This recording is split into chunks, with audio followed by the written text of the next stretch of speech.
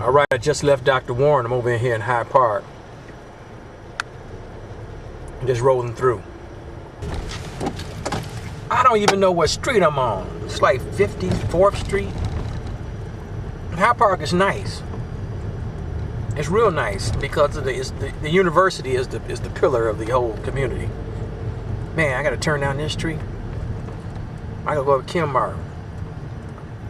Man, okay, let me make the turn here. I'm trying to get out of here. But Hyde Park is nice because of the university. A lot of folks who live here have college degrees. They make pretty good money. Neighborhood is stable. And there's some riffraff that comes from other neighborhoods causing crime, but they usually pounce on it. But that's what it's all about. Clean neighborhoods, safe neighborhoods with excellent schools in spite of the decline of the United States. In spite of all of that. We are here on the south side of Chicago. And on the south side, I like telling folks there's only two really nice neighborhoods. Really nice. Well, there's a couple of pockets here and there, but you know, Hyde Park, Kenwood, Beverly, and that's what's going on. So it's all good. So those of you international viewers on the internet watching the show, come visit Chicago. We need the money. We need the tourism revenue. We really do. I really should go over to the beach. Although it's February when we're taping this, the weather's been really, really nice. Hopefully we don't pay for it down the road another winter, but this winter, the winter's been beautiful. And when I mean beautiful, 40 degrees, you know what I'm saying? Even in January, we had some 40 and 50 degree days. That's what I'm talking about. In Chicago, in the dead of winter. I think it's global warming. That's the Hyde Park Bank building. Y'all hip to that. But they tore down the building over there. I didn't know they tore down the building over there. So I forgot what was it. It was a Blockbuster Video. I know they're gonna build some kind of huge tower over here. Here's the Borders. The Borders is closed down because, well, not so much the recession and they made some bad decisions. Borders did make some bad decisions. But come visit Hyde Park. Like I said, the rough neighborhood is Inglewood, West Inglewood, Roseland, parts of Auburn, Gresham. And that's why we try to focus on the show. Clean neighborhoods, safe neighborhoods with excellent schools. I talked about a tourist earlier in the part of the show about the gentleman from Germany who rode through the neighborhood. He did, you know, because a lot of folks just come downtown, that's all they see. But it's really cool to roll through the neighborhoods. A lot of folks would roll through the neighborhoods, but some neighborhoods are scary, especially where we live. We so-called African Americans. That's what we call. We were, you know, coons and jigaboos and Negroes and blacks, and now we're African Americans.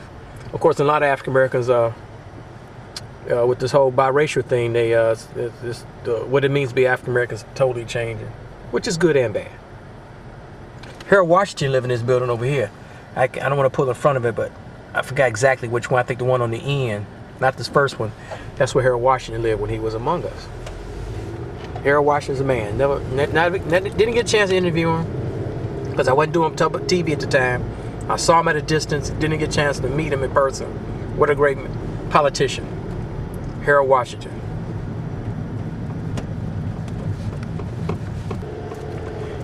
I forgot what street I'm on. Hyde Park Boulevard or something. No, it's not Hyde Park Boulevard. I forgot what street I'm on now.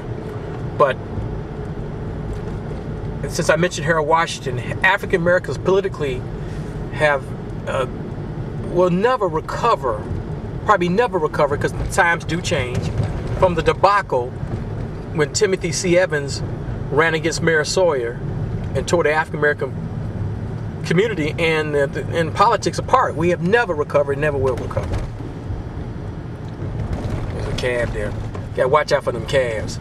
You can see in the distance at the end of the street is the Museum of Science and Industry, which is pretty cool. If you haven't never been to Chicago, because I do promote Chicago tourism, because I'm a limo driver by trade. People see me in person and you're a limo driver. Yes, I am.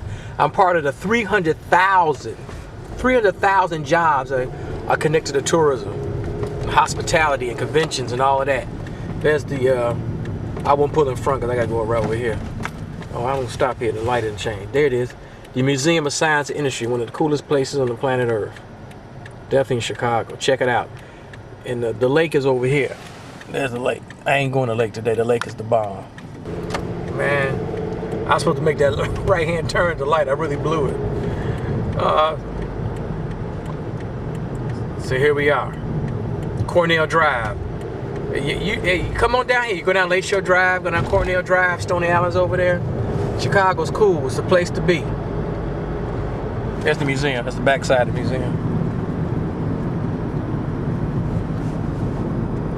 Now, right over here, there's a really cool, you really can't see it. I don't feel like parking the car and going over there. It's a really cool Japanese garden over there. I found it by accident walking over there. It's really cool. It's behind, just south of the Museum of Science and Industry. Really cool. There it is. Let me zoom in a little bit. High Park High School right there. It's an okay school. All right, there it is. I should pull over and do a little talk. High Park High School. There it is, High Park High School. I spoke there a few times way back in the day. Actually, the TV show years and years ago there, because they used to have a video production department, but that was many moons ago. That's an okay school. I don't think it's good enough for Jean-Claude Brazard, who's in charge of the public schools. I don't know if he's gonna send his children to High Park, a career academy.